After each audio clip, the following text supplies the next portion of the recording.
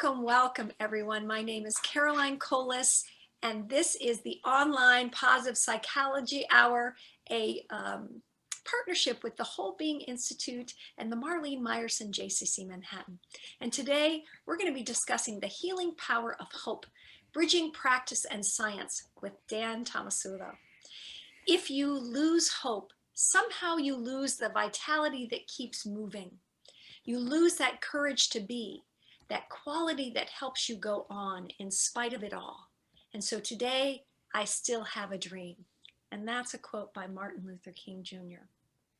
Scientists, writers, healers, politicians, religious leaders, and activists have long spoken about hope, but it is only within the last 20 years that researchers, therapists, and business leaders have joined the search for practical uses and a deeper understanding of hope and hopefulness. Uniquely different from optimism, intention, and faith, hope offers a transformational opportunity.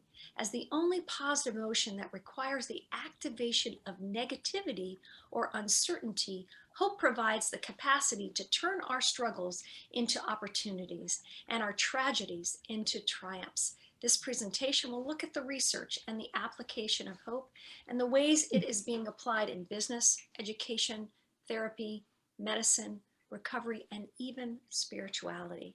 Our guest speaker today, Dr. Dan Tomasulo, serves as the coordinator, academic director, and core faculty member of the Spirituality Mind-Body Institute of Teachers College at Columbia University.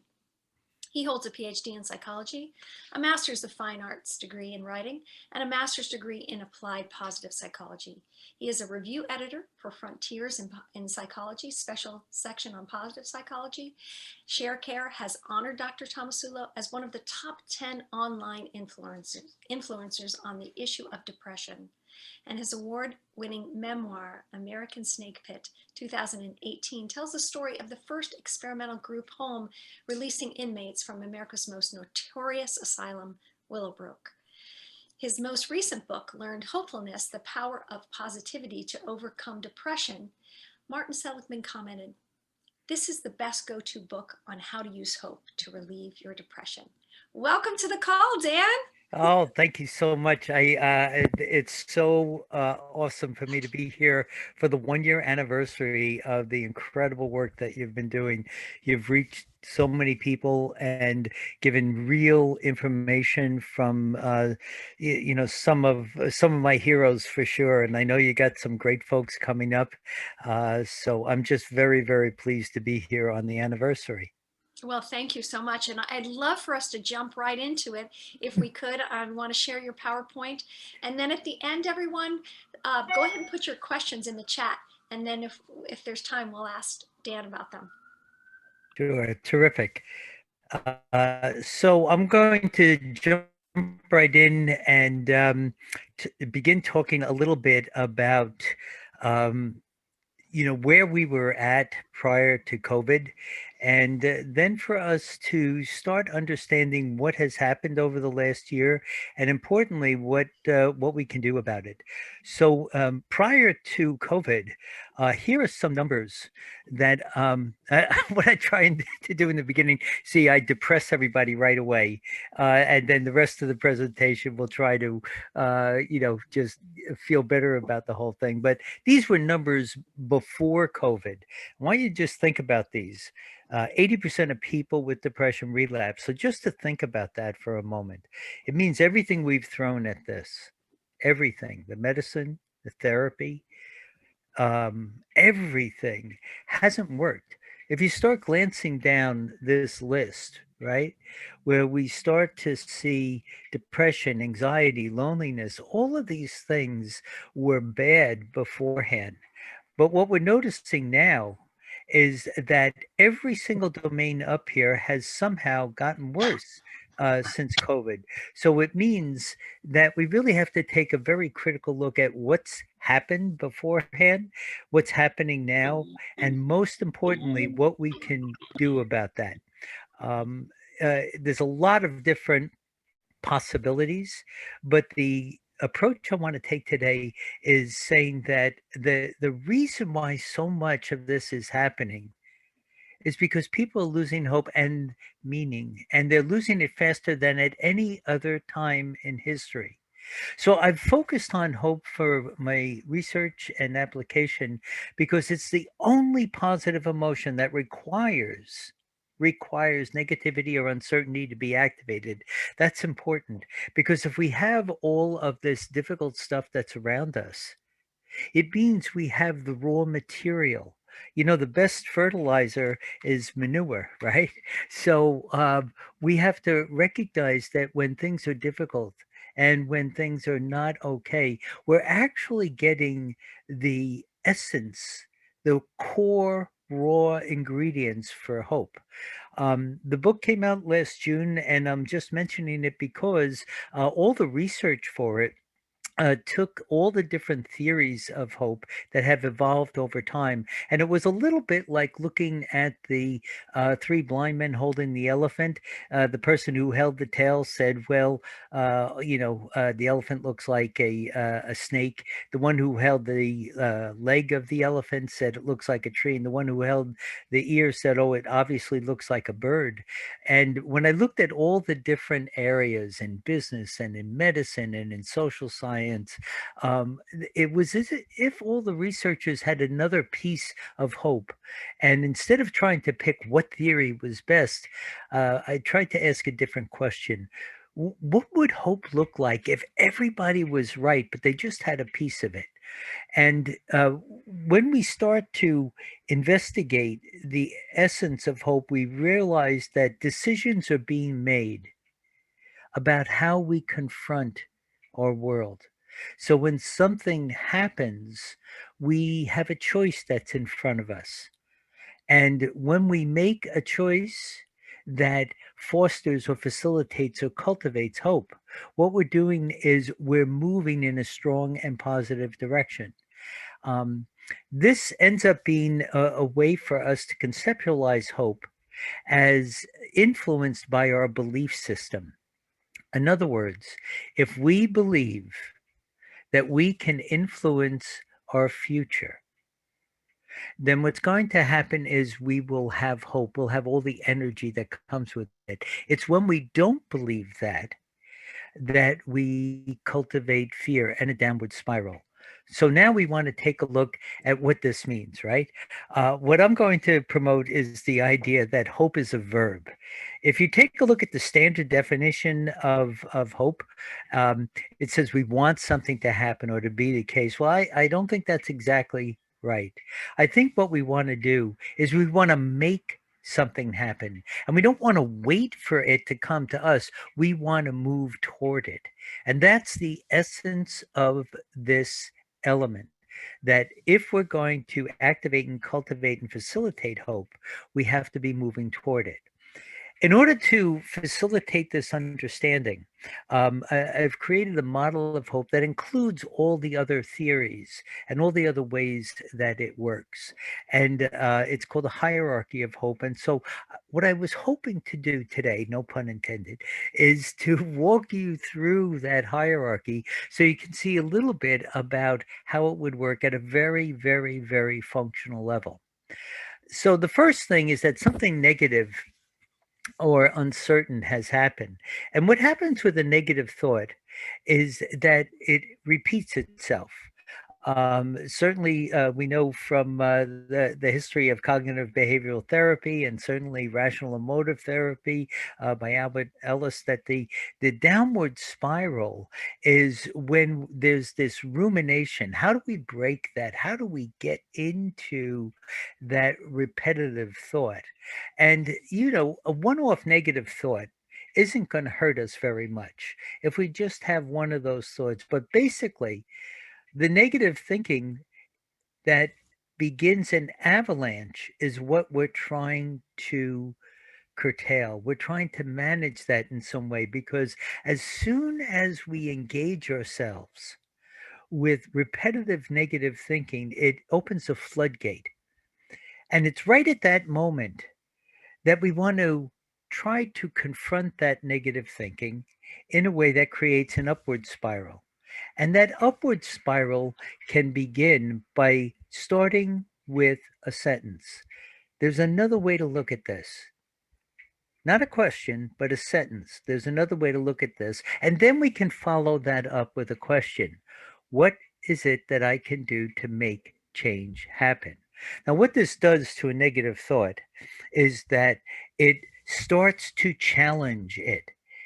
It means it might not be the only perception we have that's in our field of vision, in our way of thinking, that we can challenge it directly.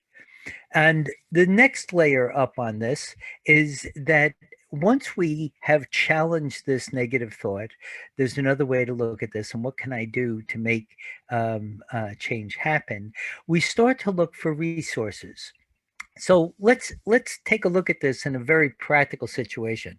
Supposing you're driving along and you get a flat tire. The question is, what resources would you have access to? So something uncertain has happened to you, and a whole bunch of negative thoughts start to come into your mind. So the question is, oh, what resources do I have available to start coping with this? Do I have a spare tire and a jack? Do I have a flashlight? Do I have a cell phone? So you start looking for resources as a way of dealing with this uncertainty or negativity. So once the thought has been challenged, it starts a search for resources. And then you start looking for support for those resources. Now, the right support will enhance your resources. So think about this for a minute. You're driving along, right? You get a flat tire. You say, "Oh no, this is going to screw up my day. This is there's nobody around. What can I do?" You start to think of your resources, and then you start to think about, well, how can I get some support, right? Do you have AAA? Can you call the police, the dealership? How far away is the nearest gas station? So you start thinking about all the different ways that you can stimulate and activate support. This is pretty powerful because what it means is that you're bringing your thinking, your resources, and your support to the situation that provides hope. You're giving a warm up, a readiness, a possibility for dealing with a situation in a transformational way. Now, transformational coping means that we're we're not going to deny the situation, but we want to change our perspective about it. Is there something that we can bring to the situation that will transform our way of thinking about it, that gives us energy, that gives us what's called a sense of agency? And when we do that, we have to challenge our perceptions. So for this, I'm going to go all the way back to William James, right? My experience is what I agree to attend to. So please just take a moment and soak that in. My experience is what I agreed to attend to. If I'm sitting here and I'm with you and I see a bird out the window and my attention goes over to the bird rather than the presentation, what happens is my experience has changed. I'm no longer here, I'm over there.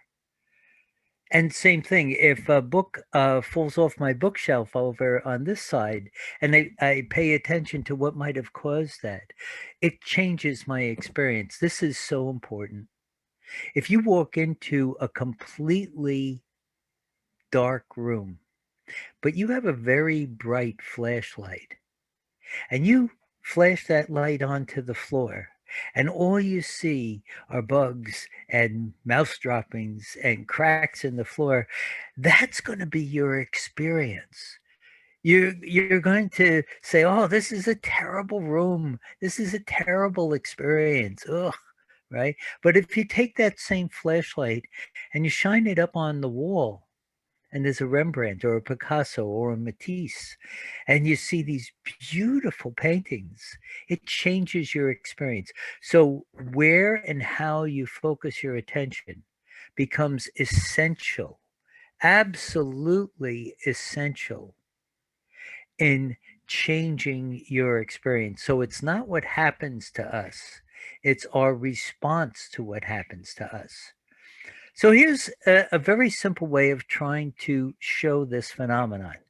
If you look at this image, and I'm not changing this image or doing anything with it, you're seeing it just the way it is. But if you let your attention go all the way over to the right of the image and you look over at the far edge of this drawing, you will see a rabbit that the far right comes to a little bit of a point.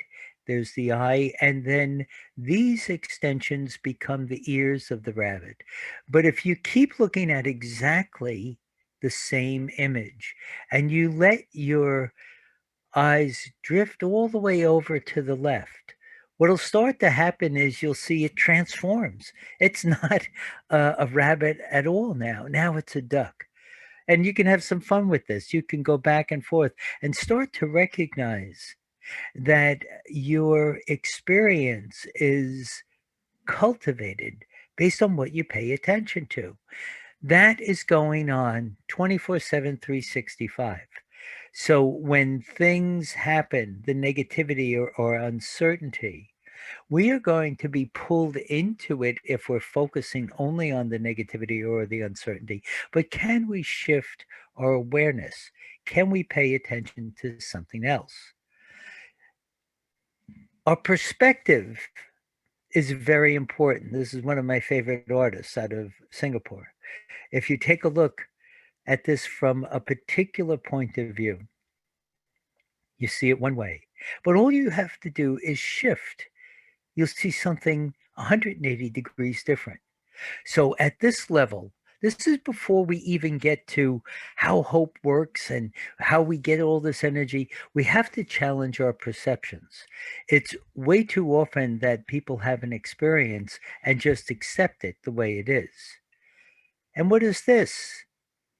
Well, it starts to look like it's going to be a horrific accident, but instead, it's a work of art.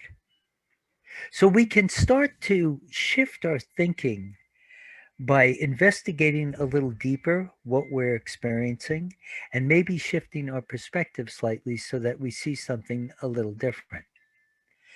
Take a look at this.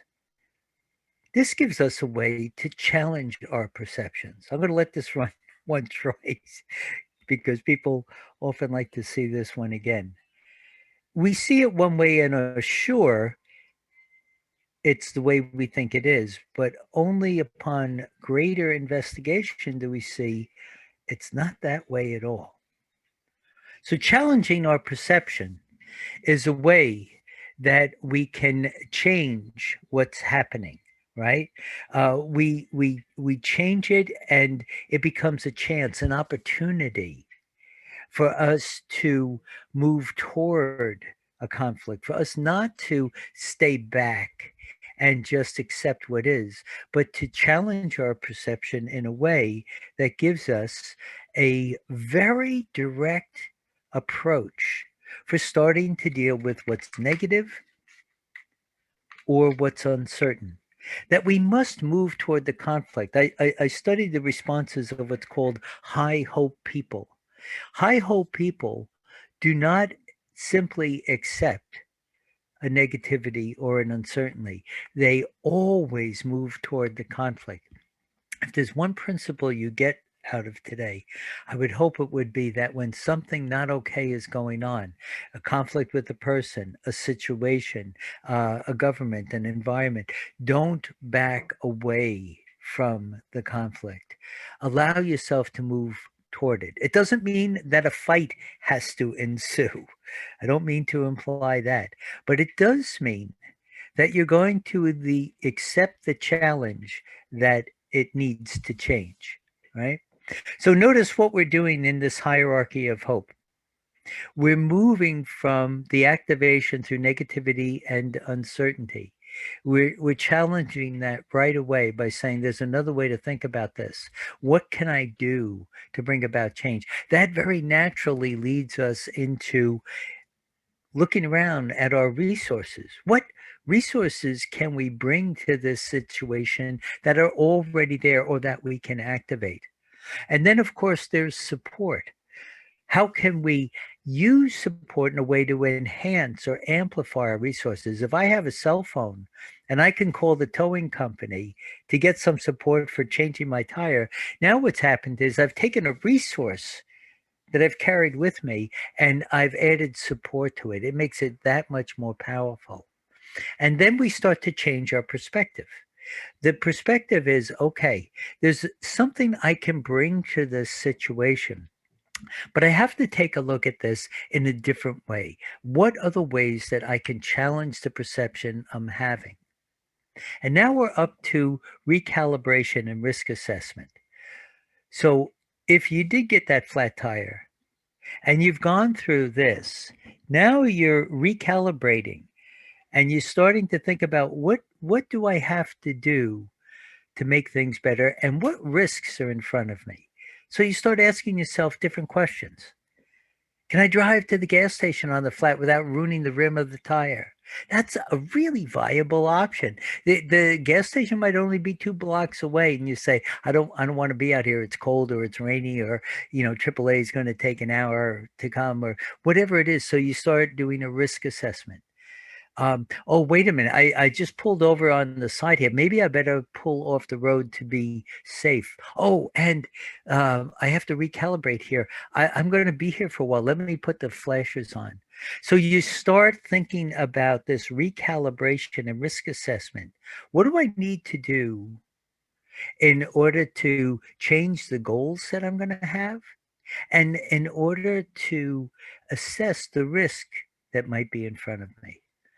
Now, for this, one of the things that I spend a good deal of time on in the book Learned Hopefulness is talking about micro goals.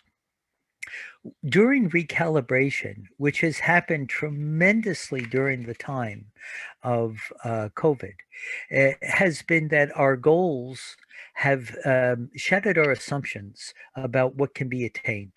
So we were going to have this goal. We were going to go on vacation. We were going to build our business. We were going to open another restaurant. Whatever those goals were, they were shattered assumptions that came along with it. So now what happens is, if you have negative thinking only in your toolbox, what'll happen is a downward spiral because you didn't meet that goal. And because you didn't meet that goal, you'll have some despondency. That despondency then can sour into this downward spiral. But a micro goal is a way of re-engaging with the situation. Okay, so we can't go on a cruise, or we can't fly, or we can't do whatever the goal was that was thwarted. You can't do that. But it doesn't mean you have to throw everything out. It means, well, what we can do is we might be able to go camping instead of going to away on vacation. We might be able to have much smaller goals. One of the things I advocate for during the day is for people to have a series of micro goals. My day now is made up of mostly 20 to 30-minute goals. How many emails can I get back in 20 minutes? I've got 3 phone calls to make. I think I can do that within 30 minutes.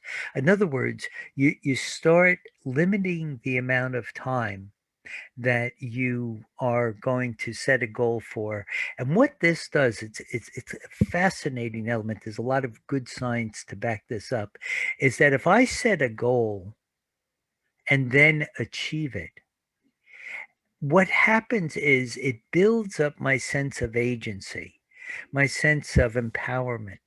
Oh, I didn't think I could get all this done, but I got this done. And that energy moves back into our sense of well-being. So I want you to think about this like what's called a bi-directional way. A bidirectional phenomenon means that you get a little bit of a push from one side.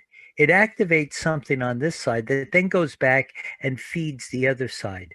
Bidirectional with hope means that if I can find a little bit of empowerment, well, I can't do these 10 things, but I can do these 3 things. What happens is it fills me up with energy because my goals seem a little bit more achievable. They're right in front of me. And the moment I'm able to grab them and do them and accomplish them, the accomplishment fills me up right away and gives me a sense that my meaning, my purpose, my engagement in this moment, small as it might be, is on the right track.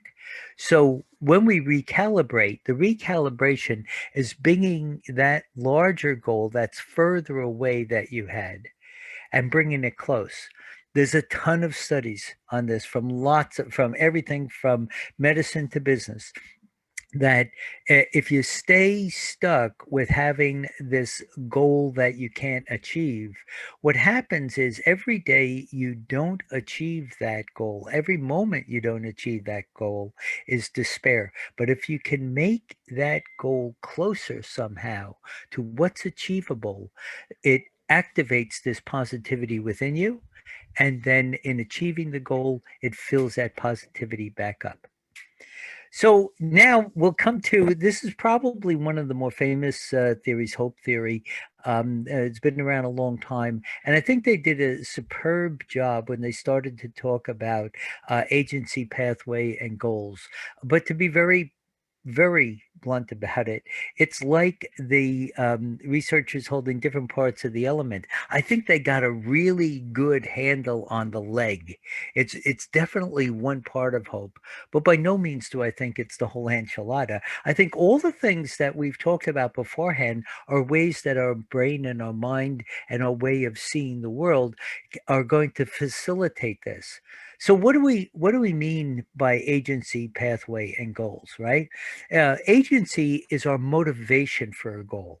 Where do we get that from? And certainly what's happened in COVID. I mean, simply going out to dinner, right? That goal was shattered. We couldn't do that anymore. So, which meant that any motivation for that would start this downward whirlpool, right? So then if we don't start to look for alternatives or micro goals, well, maybe we can't go out to eat, but there's a fast food stand that has seats outside that we might be able to do that. It certainly isn't what we were hoping for, but it's something that shows we have both our capacity, a way to get to our goal, and the agency for it, right? Um, when we look at high hope people, it seems that they're always recalibrating. If they miss a particular goal they're after, they do not give up. What we find out from Angela Duckworth's work on passion and perseverance for long term goals is that you might miss the goal that you started out for, but the sense of passion and engagement and perseverance, your grit for this, is because you've shifted that goal slightly. If I want to run an 8 minute mile and I run an 8 minute and 30-second mile, I can feel really bad about that. Or I can say, next time I'm going to try to run an 8:20. Right. So it's the recalibration of the goal that really seems to keep feeding people. And finally, they talked about something called pathways. What are the different ways to get these goals? You see that a lot more now during COVID, that we're talking about other pathways, other ways to get what we want done. And my heart goes out and my salute goes out to the restaurateurs who have had to constantly change, that now they can have 25% indoor, then 50% indoor, then they put heaters outside to expand it. So they kept trying to think about what are the different pathways that we can engage in order to get these goals met. Um, so coming back to our stranded person on the side of the road, right? So what is it that you can do in order to recalibrate and set these agency and pathways goals, right? Well, I'll call those waiting for me, right? Here are things. So I might have had a goal to be there by 1 o'clock. I'm not going to be there till at least 1:30. What can I do? I can, find out if there's someone who can help me sooner rather than later. I can start to think about putting my resources into application and what is it that I can do to recalibrate what my original goal was. My original goal was to get there at 1 o'clock. That's not going to happen. But what can I do in order to recalibrate where I am and also make the risk assessment? This actually happened. I got a flat tire the other day. I called AAA. They told me it would take 3 hours. So I made the decision, tell people I was going to be late, and then I just drove the car slow. It was only about maybe 2 miles because I knew the tire was going to be ruined anyway. It was a full blowout. But there's an assessment that's going on so that you learn how to use the risk assessment in restructuring your goals, right? And so you make the decision. Boom, I'm going to call the local gas station. They're going to come out. They'll help me. Um, so I want to come back to this idea of how agency pathways and goals are affected. So a couple of different things about this, right? If you take a look on the left-hand side, right, there can be environmental stresses, right? So it's a very different situation. We just used the situation of getting flat tire, but it would be a very different situation if it was a blizzard, right? Because now you've got to think about a bunch of other factors that impinge on this, right? It'd be very different if it was pouring rain or if the temperature outside was 105. You have to start to think about the fact that these are good and basic principles, but there are other influences, right? Um, if we look at the top here, what are the psychological influences on hope? Well, what we know about that is that we can activate some positive emotions. Very often, I'll help people engage in gratitude exercises because gratitude, if you think about interventions toward hope, right?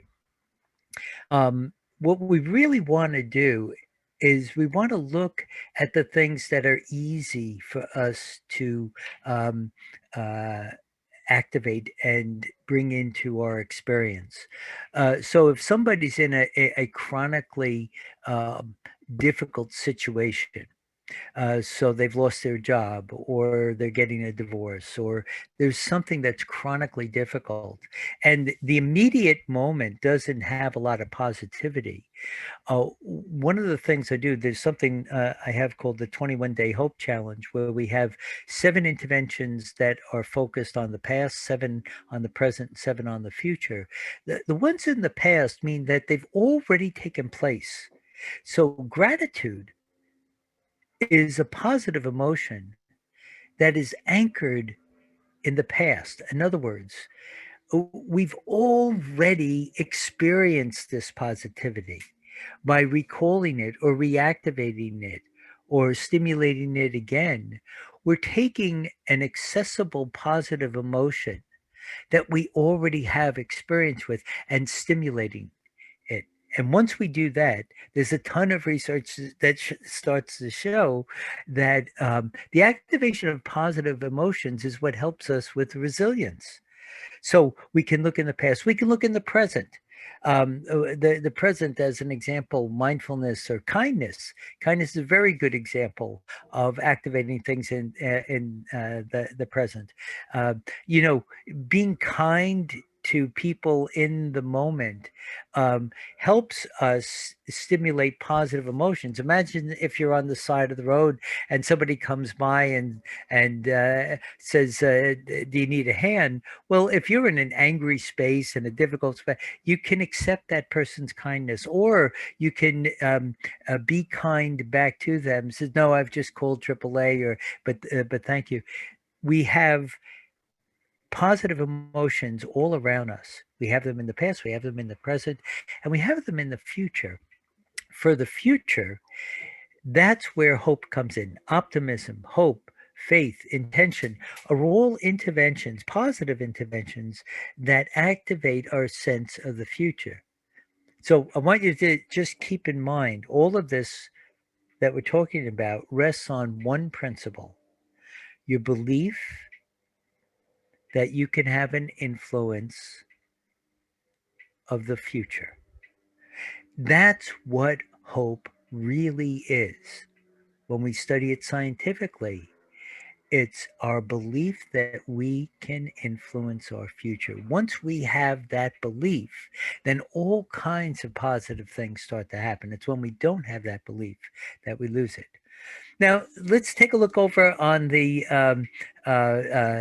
physical and mental health outcomes, because what we'll start to see, I'm going to show you some beautiful research, very recent research out of Harvard that's magnificent, that starts to show what happens if we learn how to engage in hope, right?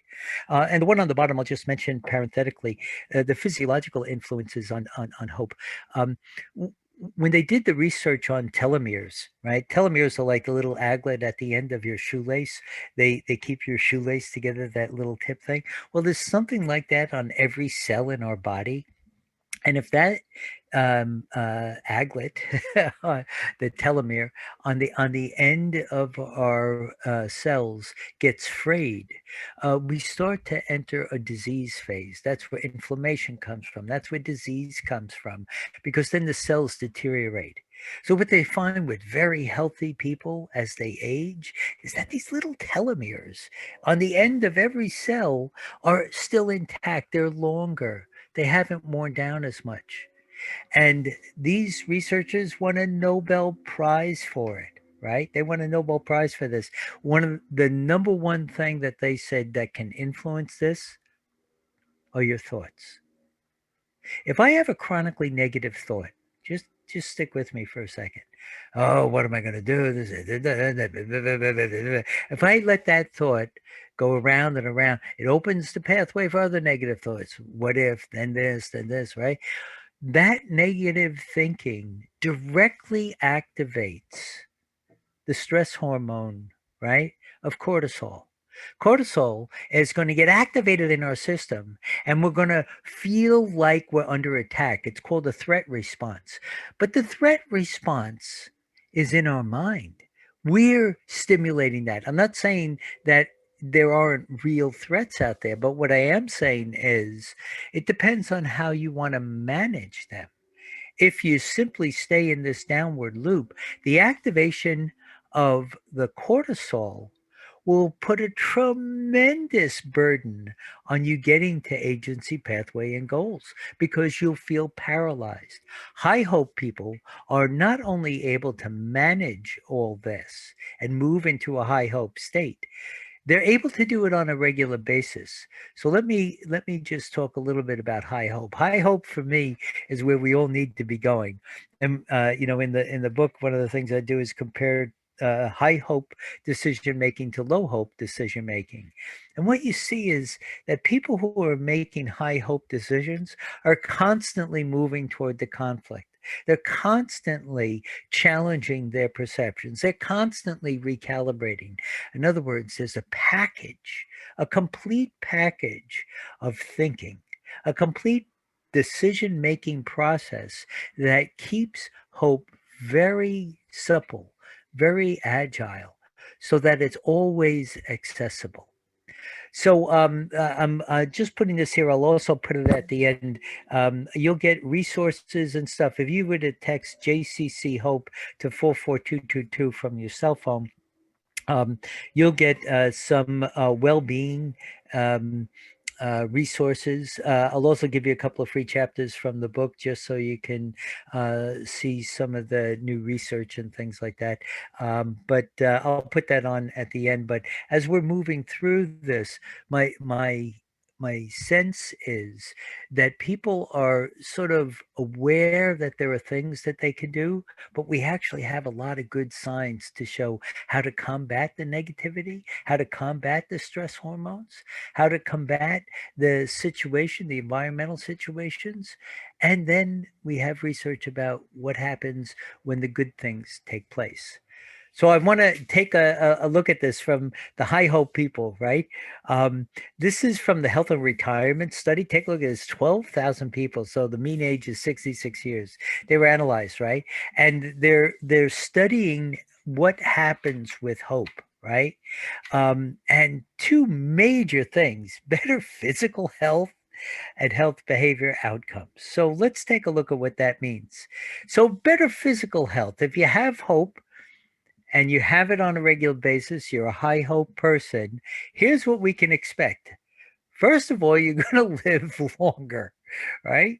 So that's not a bad bang for the buck right there. It seems that, and all the way back to the nun study, right? People with a strong positive outlook on they lived about 10 years longer in the nun study. We're finding these consistencies because what's happened, they're not putting stress on their telomeres. They're living longer because their cells are not deteriorating because they're not shooting cortisol through their bodies, right? Fewer number of chronic conditions, right? That people with high hope, this is temperament, this is attitude, this is having this sense of possibility in your life. This really seems to generate a lot of health and well-being, right? Lower risk of cancer. I've been doing for the course that I'll be teaching at Columbia on the healing power of hope. One of the things that we see is that a lot of the work is being done in cancer research. Some of the major papers now are taking a look at not only what the individual can do for hope. There's a couple of really fabulous studies that have to do with the therapists who have hope for their clients do better, right? The outcomes are better with their clients because they have hope. And that's stronger, by the way, than if the client has hope, right? It's the therapist's hope. And some new stuff with oncologists now, it's the hope of the physician that seems to play an integral role in well-being. They're just starting to study this. So it's not um, just what you can bring to the table. It's about surrounding yourself with people who bring hope to the table, right? Fewer sleep problems, right? I think we can all enjoy this. Live longer, right? With fewer chronic diseases, less chance of cancer, fewer sleep problems. So far, hope's got a pretty big bang for the buck, right? And how about this? Higher psychological well-being, right? So now we've talked a little bit about what this study found for physical, but for psychological well-being, take a look at this, right? Increased positive affect. Now, that alone would be worth it because what that means is you're going to hear from Barbara Fredrickson, I think, within a week or two. And what Barbara will bring to the table is her magnificent research in positive emotions. And she has really been able to do all the research to show that the activation of a positive affect, the activation of a positive emotion, begins what's called an upward spiral. She'll talk at length about her broaden and build theory, which basically means once you get started with a positive emotion, it tends to have an upward spiral, meaning that it's looking for other ways. Barbara was the person who, back just 10 years ago, was able to show that by engaging in a form of meditation known as loving kindness meditation, that your vagal tone would change. Vagal tone, they used to think was stable. If you had high vagal tone, you had pretty good health, good social relationships, a fairly decent life. And if you had low vagal tone, pretty much not so much, right? And what she was able to do is showing that by engaging in these positive emotions, you were able to change vagal tone in people. So the folks who had the lowest vagal tone in the study had the greatest transformation. They were able to move up. But the important thing about that study was the fact, and she will really delight you with this, is that when they did follow-ups of the people, I think it was 15 months later, what they found out was that they were still engaged in this higher level vagal tone. They were doing things to keep themselves engaged. It wasn't necessarily just doing the same meditation. They found other ways to activate their positivity. So increasing positive affect is no small potatoes. It's not you just being happy for this moment. It's about starting an upward trend. And then we have things like life satisfaction and purpose, right? So powerful and so meaning. That all improved. That evolved tremendously. And there's even some beautiful research now coming out of the VIA Institute. Ryan Nemec and some of his colleagues have done some terrific work on the fusion between um, character strengths, positive emotion, and a greater sense of spirituality in life, a greater sense of purpose by having a spiritual perspective, right? And lower psychological distress. So how about this, right? This is all centering around hope. A single positive emotion. However, I think it's like a gateway drug, right? I think hope is like the gateway emotion because it simultaneously reduces negativity and increases positivity, right?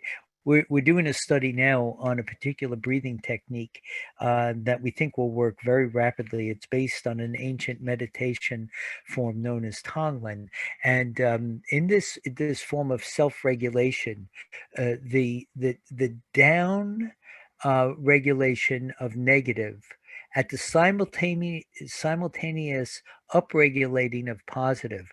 This is a very unique intervention feature because what we're trying to do is infuse hope interventions with this simultaneity so that as you have less depression, not being depressed isn't the same as being happy, right? So if we just make you less depressed, which is what former psychology used to do, right, it doesn't mean you're happy. But if we can do something that simultaneously reduces your risk for depression while increasing positive affect, now we've got something that will be a guard against, a prevention against relapse, because it's not pulling people out of the hole. Psychologists have been great for centuries, right? Well, not maybe century and a half, pulling people out of a depressed state, right? The problem is people don't stay out. When I said 80% of people with depression relapse, what we started studying were the 20% that stayed out. And they weren't just doing things to keep them from being depressed. They were doing things to increase their positivity. That's a game changer. That's a game changer. And finally, last but certainly not least, is better social well-being, meaning that there's greater connectivity, that relationships are positively balanced, and we look toward and for them, right? So at the end, here we got the whole shooting match, right? So what are we doing? We acknowledge what's happened. Something's negative, something's uncertain, right? And that's the spot where you say, there's another way to look at this, and what is it I can do to bring about change? That brings you right into the resources. That brings you into support. Then you start asking, okay, how do I change my perspective and get some control, right? In the recalibration and risk assessment, you take a look at the whole situation and you start thinking about, okay, what needs to change here? Maybe I need to change my goal. Maybe I need to change how I'm approaching the situation, right? Then we anticipate an agency, goals, and pathway, how we get this really powerful mechanism to get activated. You start asking the question, what's possible? And high hope people are in this state of readiness, this state of spontaneity, this state of flow, which we've studied from every different angle. They are there. They see challenges every day. I work a lot with top CEOs, right? Presidents of companies. They wake up every morning and they're like, okay, I know today's going to be challenging and I'm ready for it, right? So the 21-day hope challenge, I'll just mention that parenthetically here, is that the interventions on hope I've broken up into past, present, and future. So the past, I've already mentioned, you would try to harvest positive emotions like from gratitude in order to bring them forward, in order to feel better. But there's also interventions on forgiveness. Forgiveness is really ferociously misunderstood. When people think about forgiveness, they usually think about it as one great big thing, right? But forgiveness is actually a trifold process, right? You have the forgiveness of the other. Right. That's usually the big tough one. Right. But there are two other elements within that. There's forgiving yourself, and then an unforgiveness. The thing that really keeps people stuck for the most part is unforgiveness. I've worked with people who have had a difficulty with somebody, and this is no lie. I've gotten permission to write about it and talk about it. It's a woman who came to see me. She was 76. Her mother had passed away 10 years ago, and she could not forgive her mother for the horrible upbringing that she had. And you have to think about that. That's no longer about the mother's transgression and forgiving the mother, right? That's off the table because she's passed away. The person hasn't forgiven herself for being stuck on this for such a long time. But most importantly, she's carrying around through these ruminating, repetitive thoughts unforgiveness. Her mother isn't there anymore. And she's still carrying the unforgiveness. So the first thing that we do is when we go back is we try to find places where positive emotions have been thwarted, blocked, inhibited, jammed up in some way, and use ways to release them so the positivity comes forward. Or if it's like gratitude, which I call the low-hanging fruit in positive psychology, we learn how to harvest this positivity, move it forward. The ones in the middle, things like dispositional mindfulness, which is a way of being fully present in every moment that you can be aware of, right? Bringing yourself into the present, learning how to activate moments of flow, like bringing yourself, using kindness to come into the moment more directly. And then ultimately stimulating things like hope and optimism and intention and faith are things about how do you start leaning into the future. Um, I have a film here when I was putting the book together, and people were very kind, giving their review of it, and one of the groups that I was in touch with um, uh, are the students and the families and the musicians that were involved with the Parkland shooting down in Florida. So I'd like to share with you something that they did in response to what seemed like an absolutely hopeless, desperate situation. And they were able to create something called an instrument of hope. So I'm going to show this for you. It's just a couple of minutes. Brass bullet casings turned into an instrument of hope. Two students, survivors of the Parkland, Florida mass shooting, joined by 71 musicians, honoring the victims and survivors of gun violence by performing their song, Shine. You threw my city away. You tore down the walls and opened up all the gates. You ruined this town. You burned all of the bridges and you slowly let us drown. But you're not gonna knock us down, we'll get back up again. You may have hurt us, but I promise we'll be stronger. And we're not gonna let you in, we're putting up a fight. You may have brought the dark, but together we will shine the light. And whoa, we will be something special. Whoa, we're gonna shine.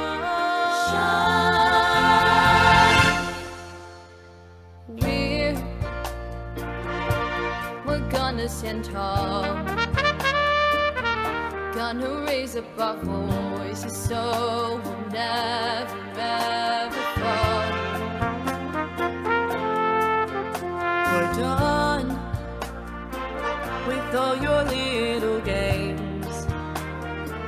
We're tired of hearing that we're too young to ever make a change. 'Cause you're not gonna knock us down, we'll get back up again.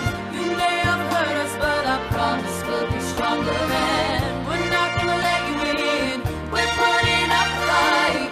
You may have brought the dark, but together we will shine the light.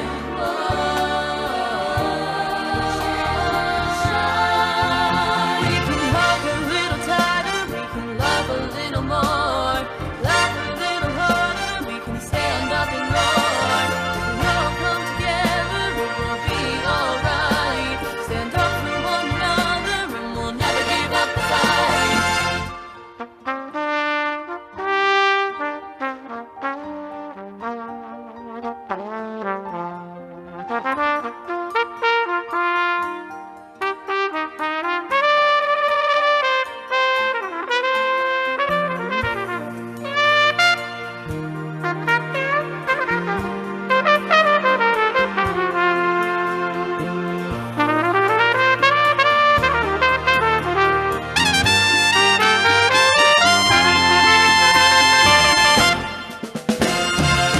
You're not gonna knock us down, we'll get back up again. You may have hurt us, but I promise we'll be stronger. And we're not gonna let you in, we're putting up a fight. You may have brought the dark, but together we will shine the light. You're not gonna knock us down, we'll get back up again. You may have hurt us, but I promise we'll be stronger. And we're not gonna let you in, we're putting up a fight. You may have brought the dark, but together we will shine the light. You're not gonna knock us down, we'll get back up again. You may have hurt us, but I promise we'll be stronger. And we're not gonna let you in, we're putting up a fight. You may have brought the dark, but together we will shine the light. Whoa, we will be something special.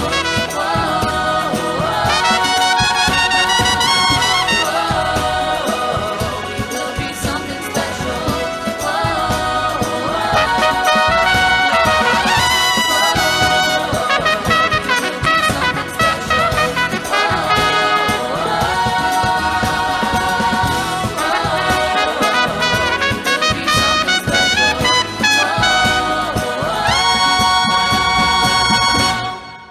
We will shine.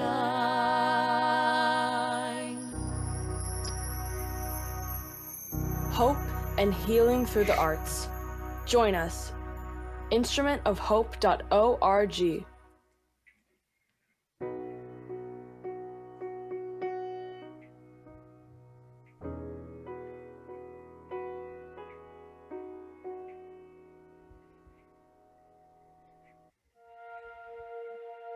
Brass bullet casings turned into an So, thank you. No matter how many times I've seen that, I know the story behind it. The students were locked. The drama teacher, when the shooter started, shoved all the students into a closet.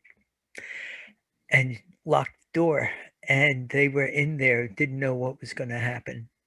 And immediately afterwards, they went to one of the students' homes and they started writing the song. They were in a drama and music class. What a powerful way to activate and transform feelings. Um, so thank you very much for inviting me. I'm going to stop sharing my screen and stop crying. And I'm open to any questions. Oh, Dan. Thank you.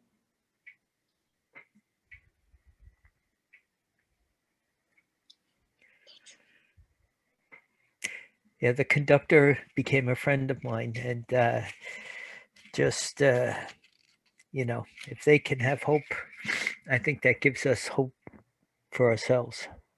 Absolutely. You know what I think is kind of funny is when I did my VIA assessment, my top strength was hope. And my thought was, well, what am I going to do with this? Exactly. And look what I've done, right? With Hmm. Megan and Phoebe and Here it is, Positive right? Psychology Hour, right? Well, So we had a couple of questions. One was, how do you measure vagal tone? And I think that's such a fascinating question. sure.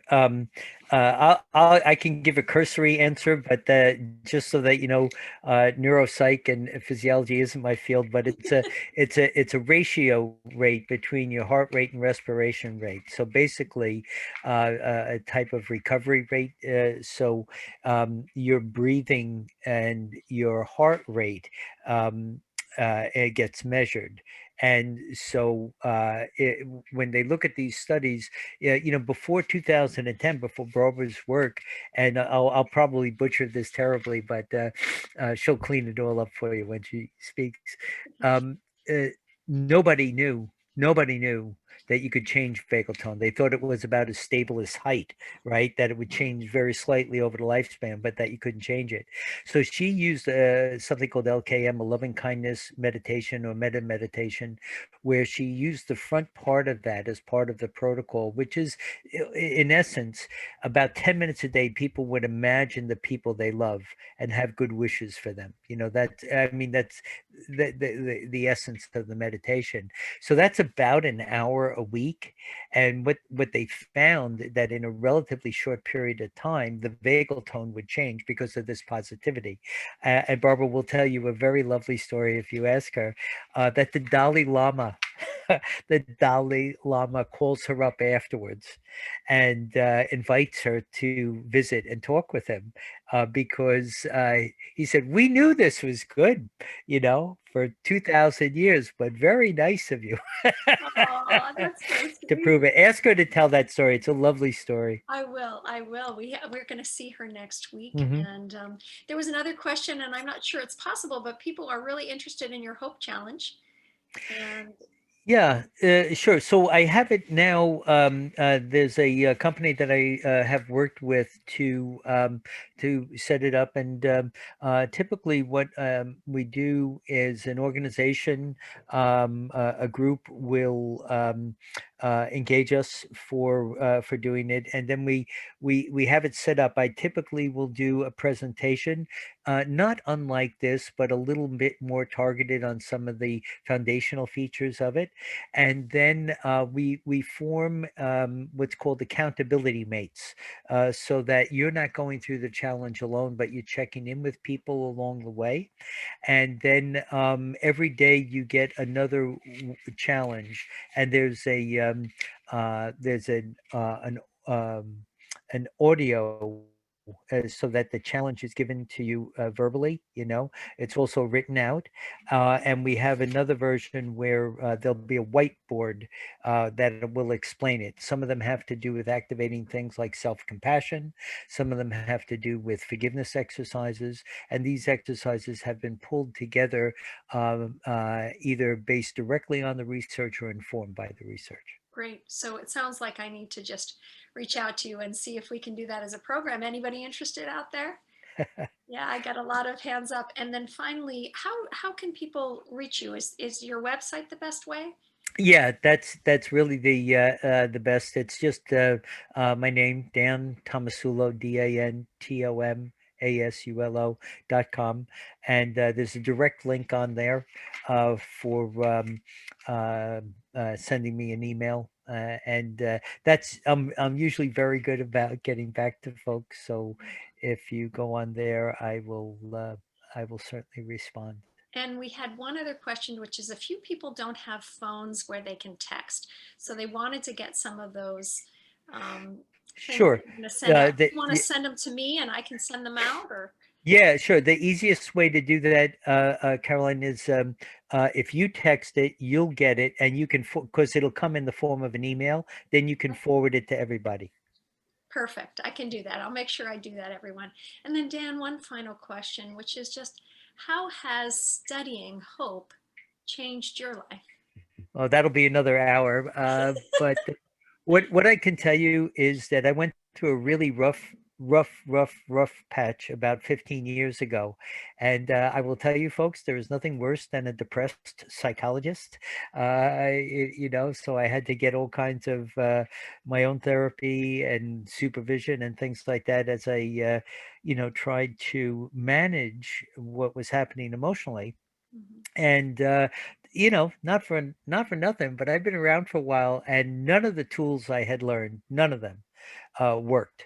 And it was pathetic, really. I was like, and I had a best friend who was becoming a positive psychologist at the time, and he said, "Oh, Marty Seligman is doing this thing at UPenn," and they're going to have an international positive psychology meeting, and I said, "The last thing I want is to be around 2,000 happy psychologists, half from Norway. I don't want to do that." And he ignored me, thank goodness. Got us tickets to the conference, and I was originally trained as a researcher, and when I saw what they were doing, it was like, oh my goodness. And it was not rocket. It is rocket science, but it's the application was very simple. Yeah, think about three good things that happened to you yesterday. It sounded like I was using a pea shooter to bring down a battleship. It seemed ridiculous, but within about 30 days, something that had been around for a couple of years had started to lift, and I was like, "Wow!"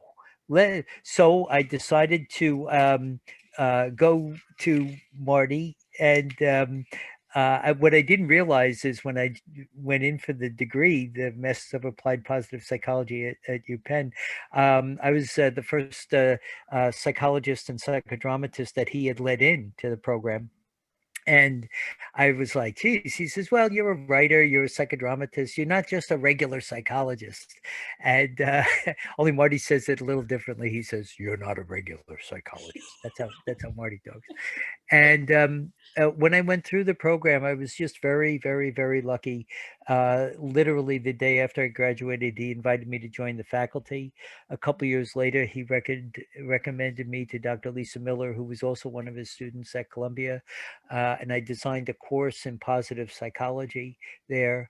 And it became very popular. And then this past year, they invited me to become the academic director there. So it's been a lovely evolution, and not just from a professional point of view, but I use these things constantly. I have 40 or 50 interventions at my disposal, some of which I've created, some of which are straight from the research. But depending on what I need on a given day, if I have something good happening, how do I savor it and expand it? If I have something not so good happening, how do I manage it so that I can deal with it a little differently? And it has been a game changer. Beautiful. I think it's safe to say that hope saves lives. Hope saves lives. True that. True Thank you that. so much. I think we're the lucky ones today. Would you agree, everyone? And I'm just going to take the spotlight off us both so that you can see Oh my everyone goodness. say goodbye. How lovely. Look at Thank these you, smiling Dan. faces. Thank you, Dan. Thank you, Caroline. Thank you Yeah. so much, everyone. Please join us on Thursday. Winnerly and I will be looking at self-regulation and how we can make that joyful. by hooking it up to meaning. Thank you. I hope you'll Very join us, good. Dan. Thank you so much. It was just So lovely to beautiful. see people I know here. How terrific. Yeah. Thank you. Wonderful. Wonderful. Yeah. All right, everyone. You Yeah. can unmute and say goodbye. Bye. Thank you. Bye. Thank you. Bye. Thank you, Caroline. Thank you so Wonderful much. presentation. Thank you. very much. Bye. Thank you. Bye, Ann. Hi, Esther. Bye. Bye-bye. Bye, Camilla. Thank you. Camilla. Camilla, yay.